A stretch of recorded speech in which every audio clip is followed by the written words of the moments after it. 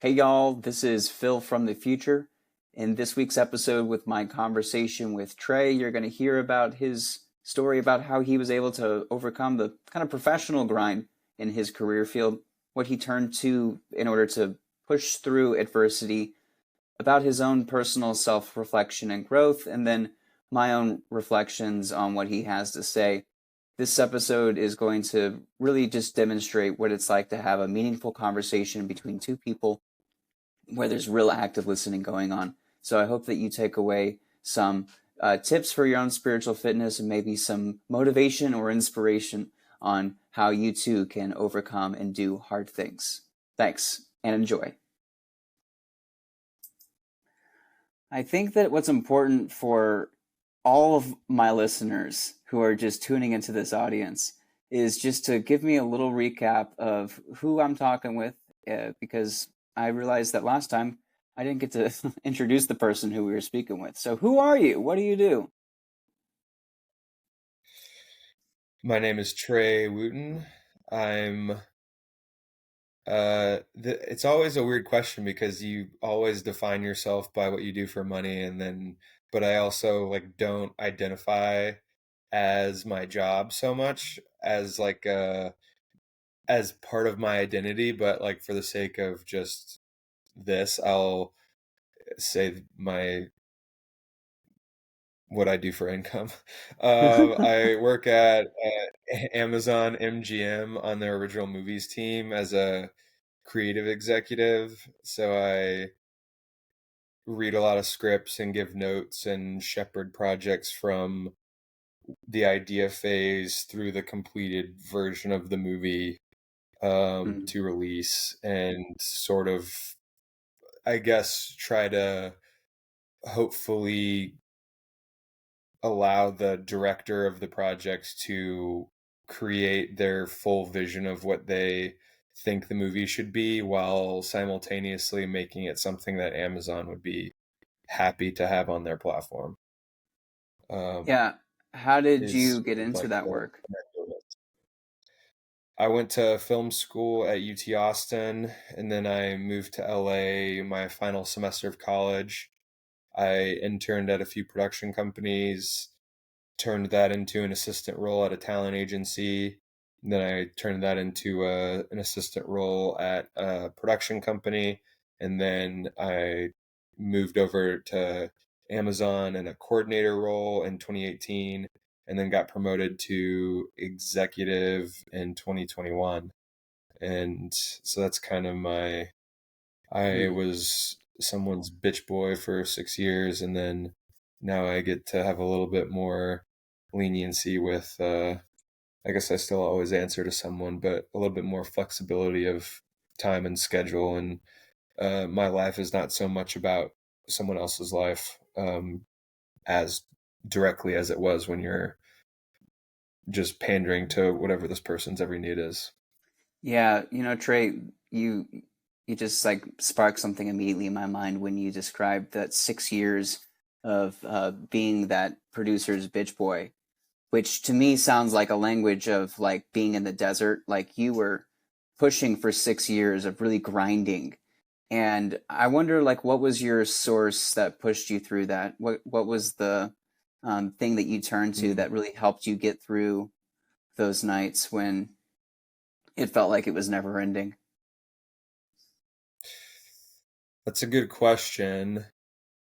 I think for part of it was it's like the computer that I worked on, it just had an archive of like all of the emails that had ever been sent from the account that I was working on that controlled like everything that belonged to the company. So you could see the names of everyone who had previously worked at that company, and it had existed since like 2010 or 2011 or something. So it's like when I got there in 2017, um, there was just like a full graveyard of people, and then like you'd search something in the inbox, and it would you pop up, and you'd be like, "Oh, this person, like I've never seen this name before," and you're like, "Oh, they only lasted 26 days," and like you could go find the first email to the last email, and there's, uh, I think a lot of what kept me going was that just like I didn't want that job to beat me. Like Mm, I was stubborn, and I was like, if I quit, then it I would have just lost. Like there's I worked so hard to get to that point that it's like I had to see what life would be like on the other side of that.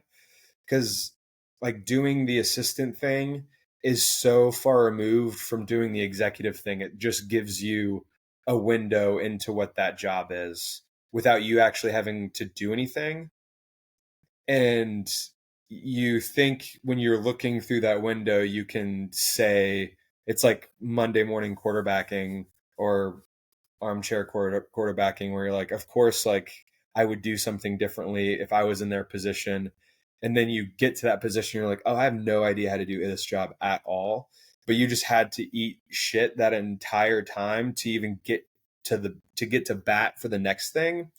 And I just knew I wanted to get to the next thing, regardless of like how frustrating it was to mm, like think that you're going to go enter this career, and then for a large part of it has nothing to do with like what my actual interests were, which I'm sure that exists in other fields too, where you just have your paying your dues part. And then I also think that's probably a lot of jobs is where it's like there's like one thing that gets you really excited, but that there's all the other things that you have to do as part of it that keep the train on the tracks, that mm. you people don't necessarily talk to. Like something that I like when I see someone like walking on the street, or just an interview or whatever it might be, I always think like what's that person's day to day?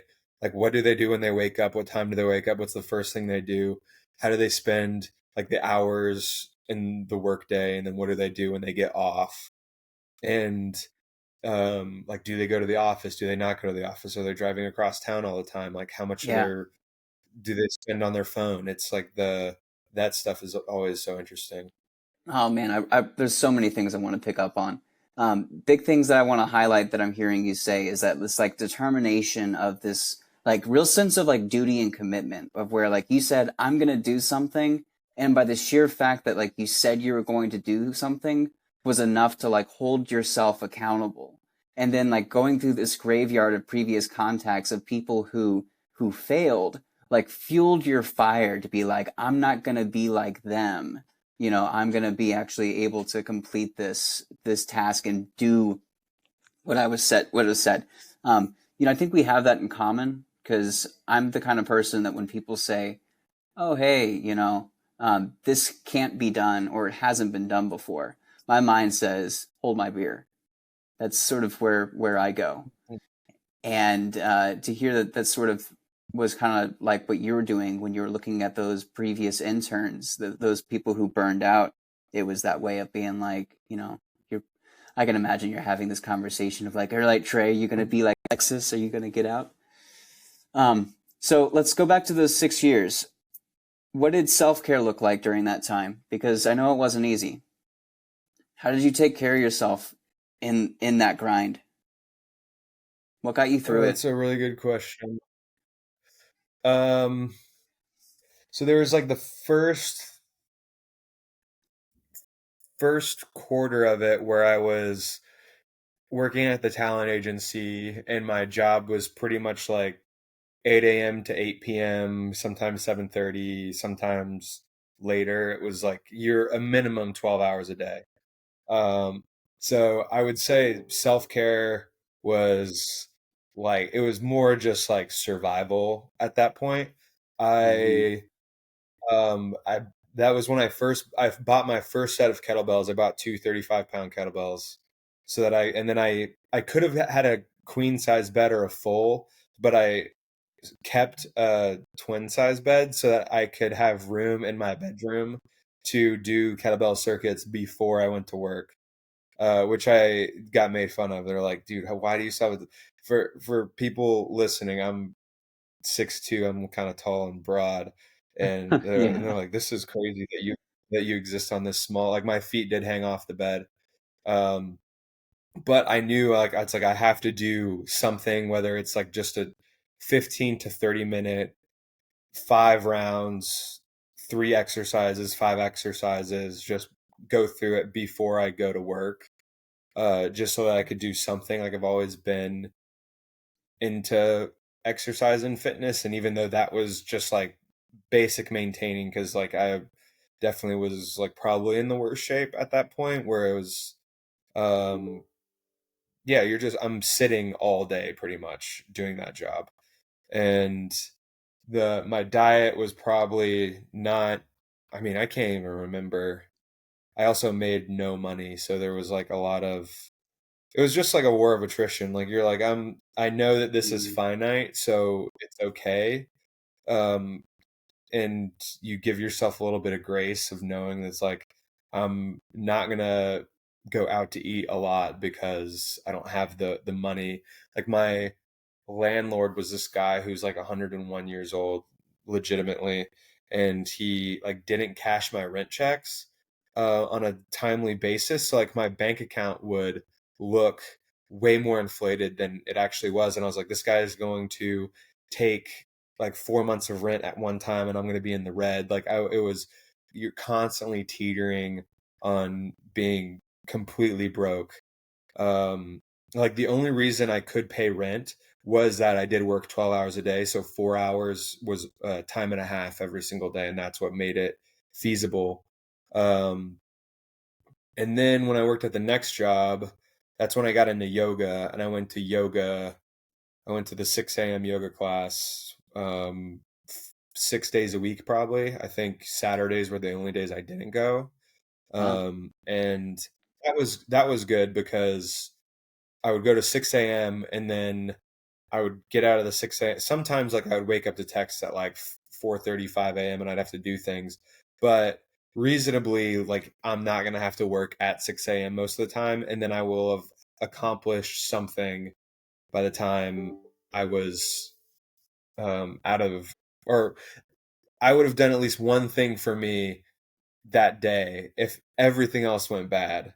And that's kind of something that I've always continued since then, was the whether like as I've changed like physical pursuits, is doing something first thing in the morning, because no matter what happens, and it's also the most controllable part of the day because people are sleeping, people aren't asking you to do things, so it's a little bit easier.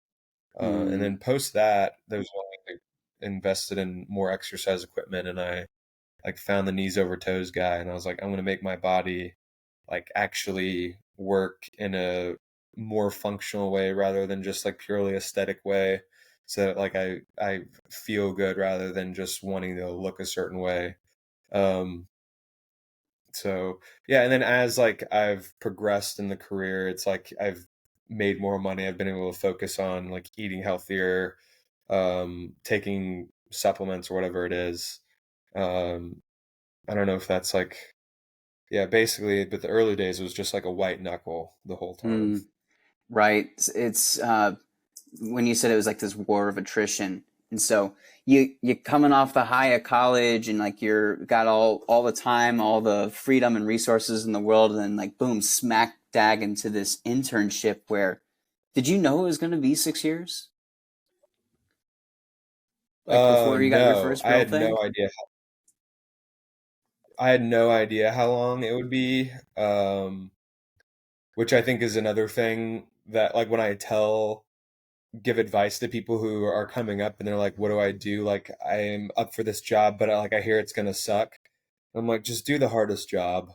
Like, because then one, you'll know something about yourself, you know you can do it. And then two, the people that I saw who tried to avoid doing a hard thing just wandered around for a year and a half doing like things that didn't really mean anything, only to have to do a hard thing anyway, and they've just wasted a lot of time. Hmm. So I think like just like, and I think that's a mentality that I have now. It's like maybe it's like out of not wanting to be afraid, but when I do fear something, it's like I want to turn to it and confront it so that I know that I can overcome it, Hmm. rather than um walk around it and know less about myself. Uh, So where do you think I don't know if that. where do those values come from? Like, where does that value of just like deep-seated commitment and duty, and where does that value of not turning from your fears but facing your fears? Where's that come from? Hmm. I mean, I think a lot of it is like I'm a product of the Goggins, Jocko, Chris Williamson, Michael Jordan, Kobe Bryant, Tom Brady mentality.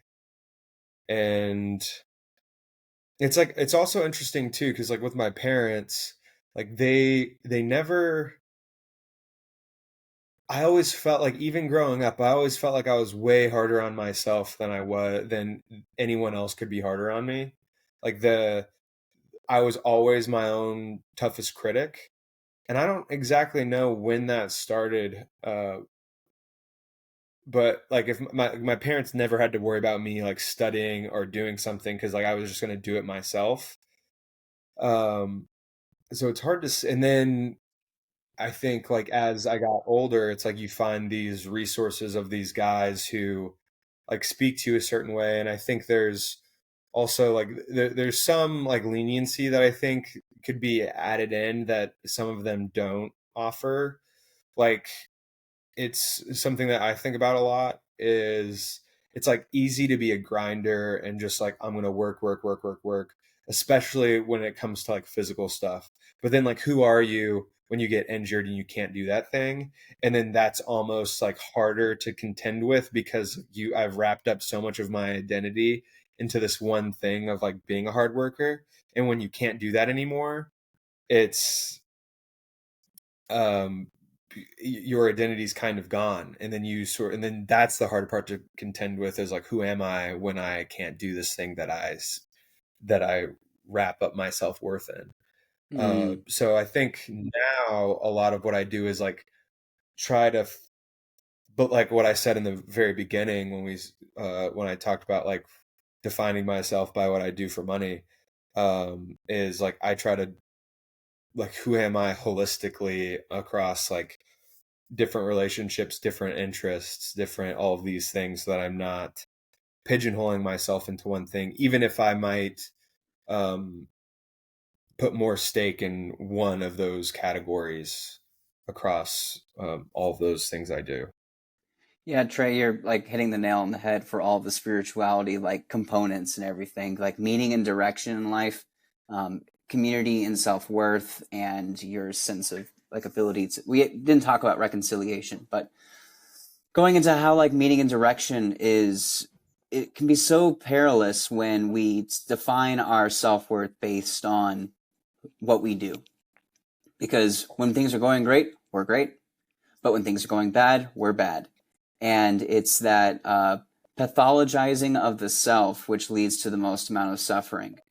It's when we say, I did something wrong versus I am wrong. You hear the difference? There's something wrong with Yeah. me versus there's something wrong with my actions. You can really, you want to work, we want to, for the healthiness level, we want to gravitate more towards, I am who I am, but I make mistakes, and those actions are mistakes. But I'm not a mistake. Myself is not a mistake. And the crisis that people face themselves is that when they say, I am what I do, then they fall into that praxis of like, it's such a perilous life. And I see this in the hospital a lot. So making this Hmm. transition to talk about spirituality, the grow self model is give, read, write, speak, eat, listen, focus. And maybe to all the listeners, you can chant it along with me when you hear me say it. Give, read, write, speak, eat, listen, focus. Action oriented things that like help you grow your spiritual well being. And I define spirituality as the basis of your ultimate sense of meaning, ultimate sense of purpose, and ultimate sense of connection in life. What are the things that you do currently that help define your meaning and purpose and self worth? Now that you're no longer trying to define yourself by what you do to make money.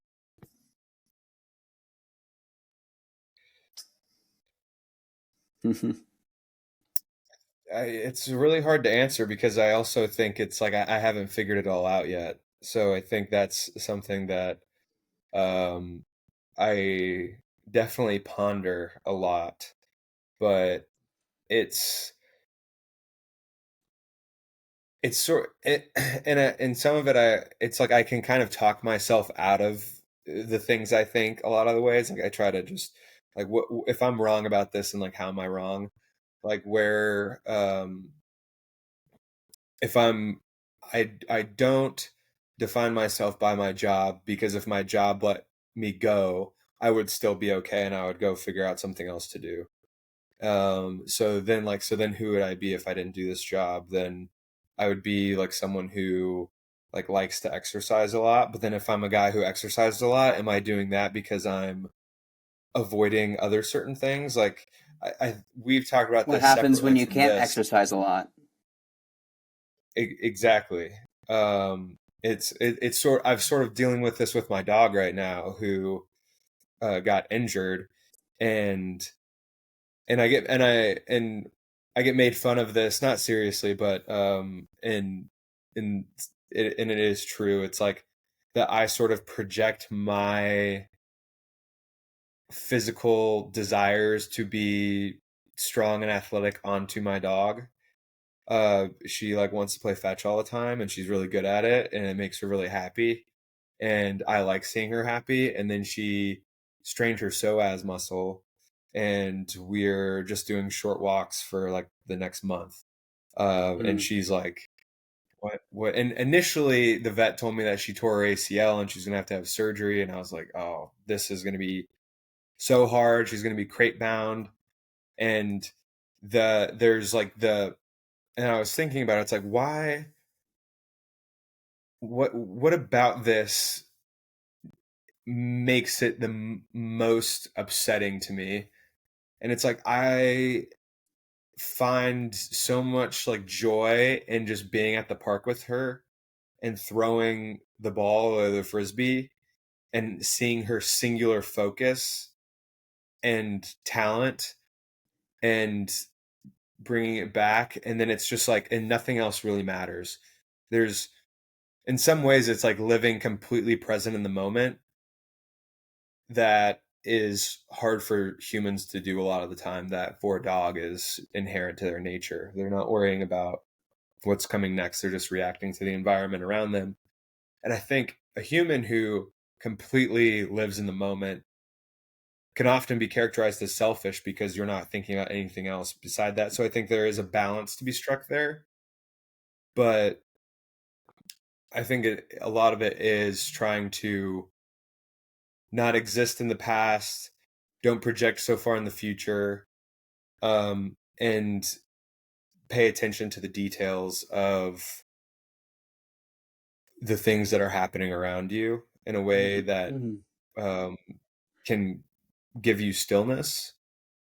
Um, Yes. we talked about this before, but like when I was doing my last marathon, um, there was like a moment at like mile 19 when everything hurt and the thought popped in my brain. It's like, oh, you like doing this because you want to find the outer bounds of what your body is capable of.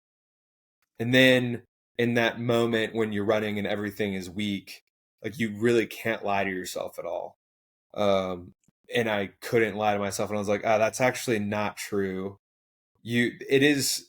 I am curious about that, but that's not why I'm doing this. It's like you're failing to contend with certain emotions that you are afraid to look at in the face. And after that was when I like got into the internal family system stuff that we've talked about, um, and sort of analyzing the different parts of myself and trying to see my feelings for what they are and sort of be outside of the feeling, um, allow myself to feel the feeling but also observe it and then understand it and overcome Mm. it so I'm not this reactionary creature to everything that's going on around me. Mm. And I think that's kind of like the last sort of frontier of um, to like hopefully eventually fully actualize myself, like where you see like billionaires who are miserable people and die in their 60s. Um, and you're like, is that what I need to strive to do? It's like, I don't think so. It's, and also just like not having this comparativeness that I feel like that so much of society is about, especially like living in LA where you are judged by what you have a whole lot.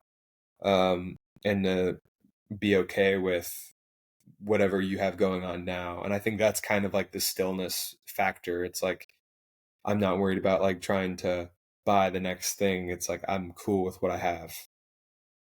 I don't know if you want to reflect on any of those things because that was kind of a lot. It's a lot, but it's a nice reflection, Trey.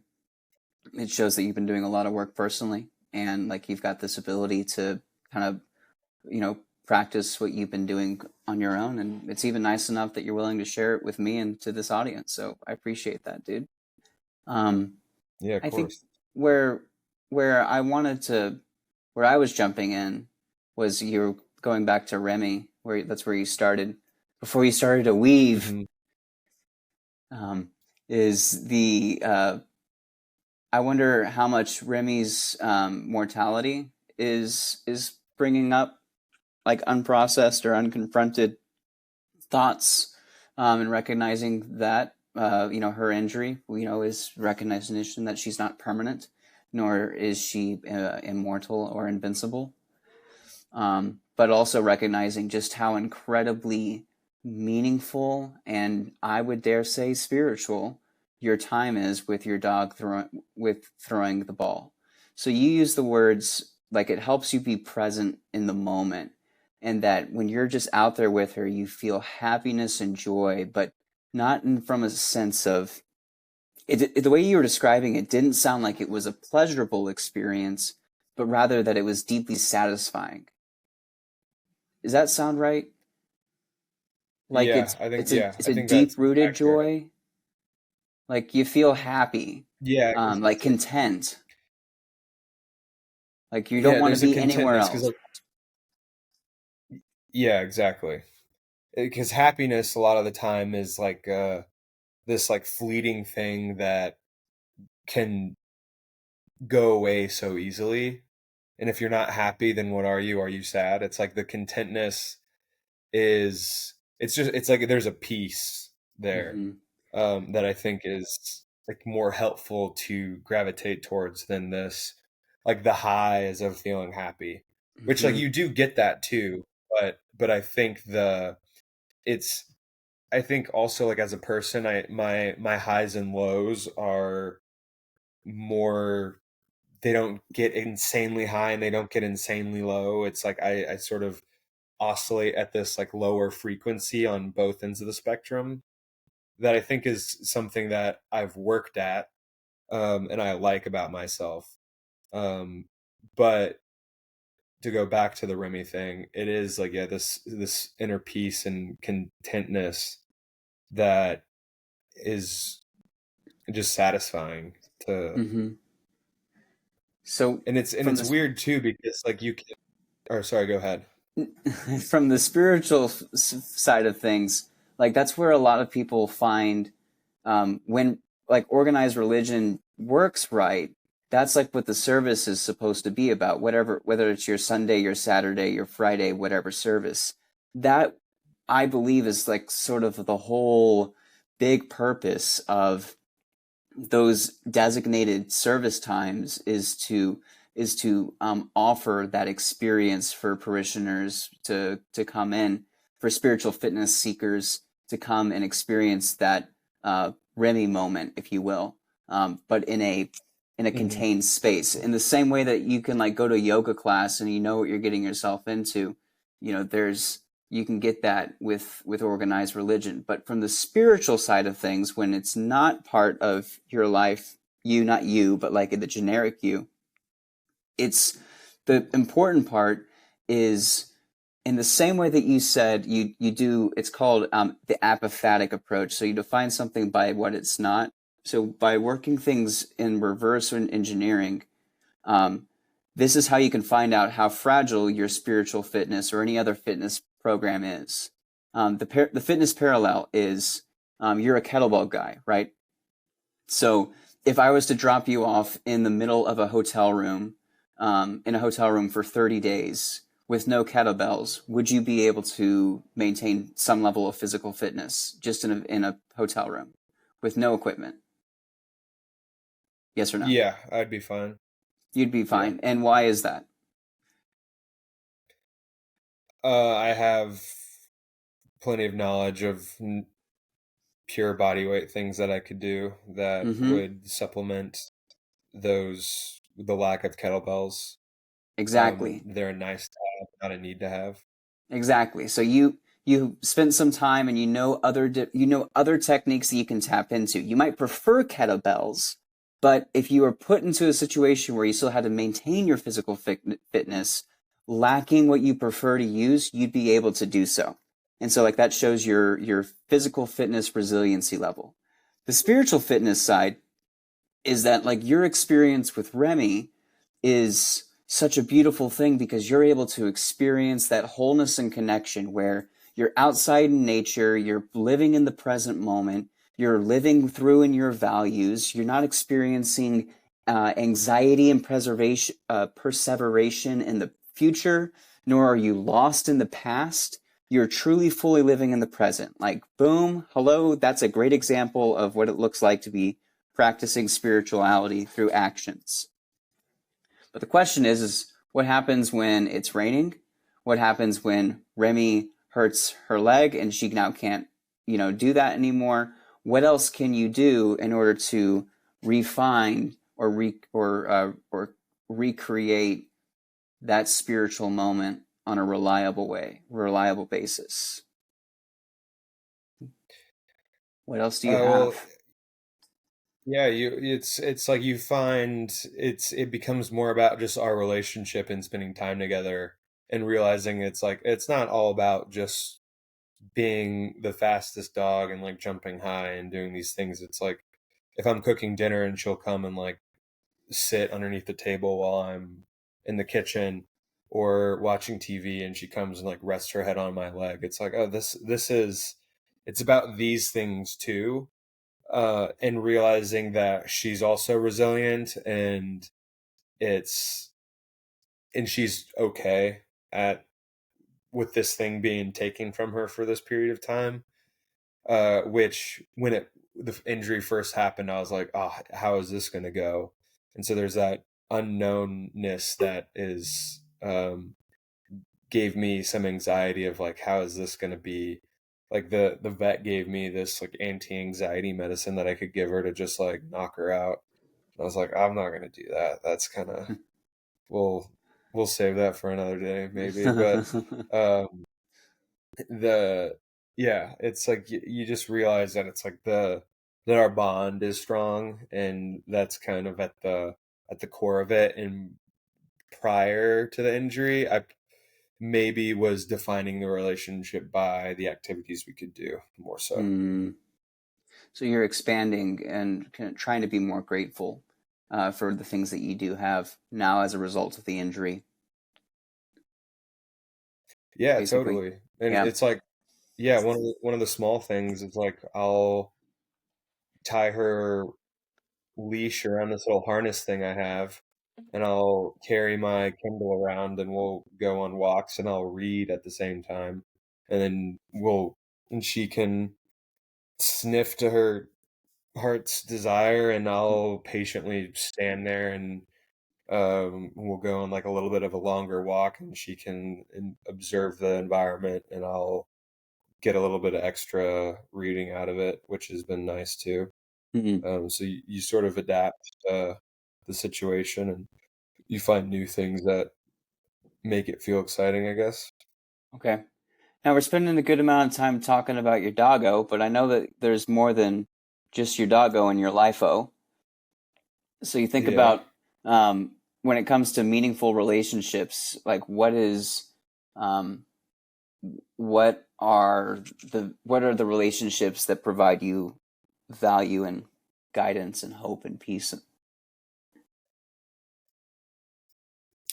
Man, there's so many really. I think that I'm super lucky to have like a lot of like I'm really close with my mom and dad and my brother and the my coworkers at the office. There's like different subgroups of levels of friendship that I have with them that we can kind of like level with each other outside of this like corporate entity that we have weighing over our heads.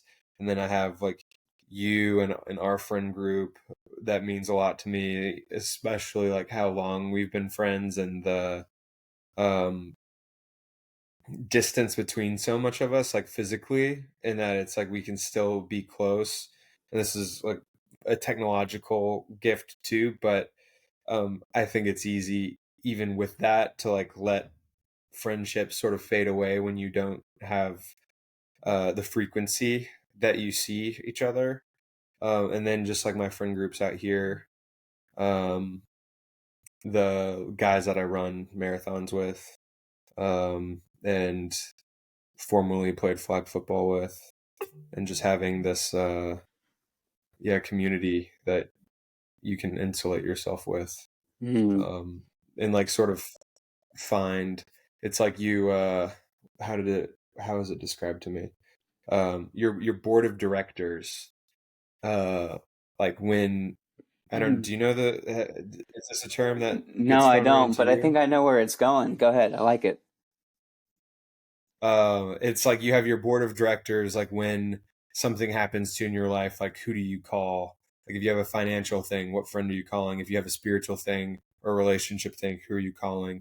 Um, and sort of filling out that space and knowing, uh, so you're not like it's because I sort of learned about that term, and when I was like kind of thinking about the I was contending with this idea of like the lack of like mentors that I feel like I have in mostly a professional sense. Um, where it's like I hear other people talk about it's like, oh yeah, like my mentor, and I'm like, how do you get a mentor? That's such a weird. And this is probably because I'm more introverted and I don't want to like ask someone's help or like feel like a burden to anyone, which is probably something that I should address at some point. But um it's the that it's like when I have like a lot of people asking me, it's like, how did you do this? And I'm like, I don't know. I'm still trying to figure out. I'm just kind of stumbling my way through it. But like, here's what I did and why I'm here.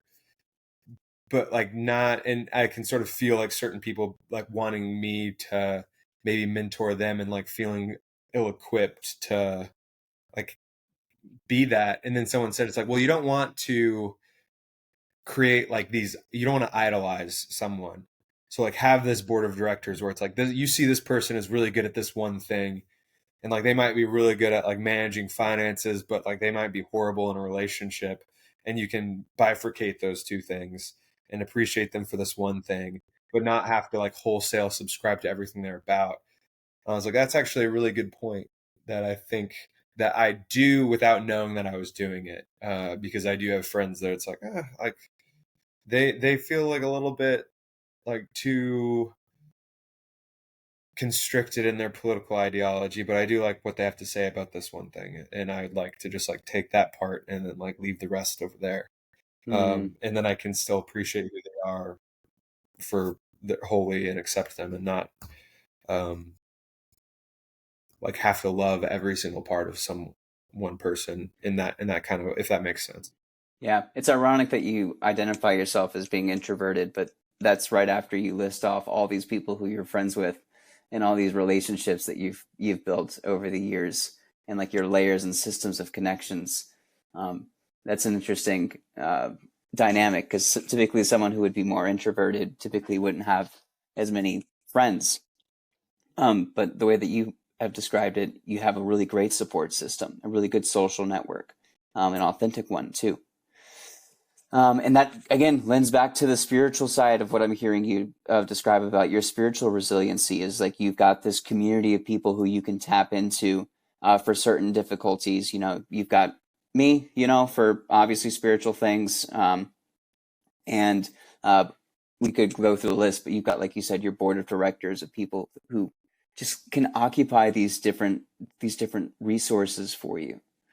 So Mm-hmm. everything that you're offering to the listeners is just a really great example of how, like, in the end, like just the average regular person, we have all these spiritual resources, these tools that we are using or on a regular basis, but we may not recognize them for what they are, nor turn to them when we might be in a certain crisis because we don't know that that may not be available to us. For instance, I'm going to go back to the dog thing. If you were having like a really, really hard Mm-hmm. day at work, this may not be for you, Trey, but like for the listener, like you might be having a hard day at work, and really struggling, and the what's going to get you out of the struggle might be I need to fix the problem at work and I need to fix the family relationship. But until that gets fixed, how do you endure that struggle? And it's you go to the park and you throw the ball with your dog and you spend some time living in the present moment. You call your board of directors and you talk to them about the situation and you kind of process the situation. Doing all of those actions doesn't actually change the reality. It hasn't solved the work problem. It hasn't solved the family relationship, but it's given you spiritual comfort, so that you can endure whatever it is that you're going through. This is what I do, man, on a daily basis. I walk into patients' rooms, and this is a pediatric hospital, right? So it's adults, it's adults who are parents who have kids, ranging anywhere between just born or born early to 18 years old. And I'm asking them, how are you doing? And obviously, they're going to say, we're doing fine because they want to stay strong in front of their kid. But if you could imagine, you've got a kid with who's sick enough to have to be in the hospital, and you have to sit and watch them suffer in pain while you wait for them to get better, and there's nothing that you can do to make the medicine happen faster, the doctors to come quicker, the operation to be better, more successful. There's none of that. It's all out of your control. And the only thing that you have that can make the situation better without changing it is your spiritual fitness. No amount of money can make it better. No amount of professional grade or skills or how much you can bench press can change all those things. It only comes down to what your resiliency is. And in your case, Trey, if you were to be in that situation and I was talking to you, I would really tap into, I would encourage you to tap into what you said, your friends, your relationship with physical fitness and nature, and of course your pet. And then like you would be able to cope and manage whatever it is that comes your way better. What do you think about that? No, I think that's 100% the correct diagnosis You feel like you've been heard? when things do get challenging. Yeah. No, I think especially like when I was in those jobs that I really didn't like, there's this like aspect of helplessness because like only I was going to be able to either remove myself from this situation or Mm-hmm. endure it long enough for another opportunity to come around. So there's like, this frustration of like I could call my mom and like complain about it, but it's never going to there's it's you're still stuck. And so I think I guess there's a difference between like knowing when to step aside and then knowing when to persevere. And um yeah, it's challenging, but I feel like in a lot of ways it's like when you are facing a difficulty, a lot of it is like it's so especially when you are someone who's like a problem solver and like I need it to go away now. You just want to focus all your energy on fixing it. And and then it like causes you so much more pain because you're constantly intertwined with it. And it's like actually like go do something else, and then Mm-hmm. you probably might come up with a solution that the pops in your head randomly when you're like actually not thinking about it at all, and you're like, oh yes. Like this sometimes happens like when I'm getting an email that I need to respond to about some work thing that I like don't quite know how to manage, and I sit on it for a little bit, and then the answer comes to me and I'm like, oh, of course. That's like, why didn't I think of it immediately? But I also needed to be a step removed from it to for the answer to arrive to me, and however that the satellites of our minds work. Yeah, totally. Giving yourself that like both physical and mental separation from the event can provide enough just space to decompress and then look at it with more of a fresh eyes and fresh look. And then typically the answer to the situation reveals itself. Oh, I got a burp. Excuse me. All right, Trey. It seems like we've come to a good conclusion to our visit. So I thank you so much for listening, and to all of the subscribers. Tune in next week for another enjoyable conversation where we get to practice spiritual fitness in a meaningful conversation. Thanks so much, and God bless.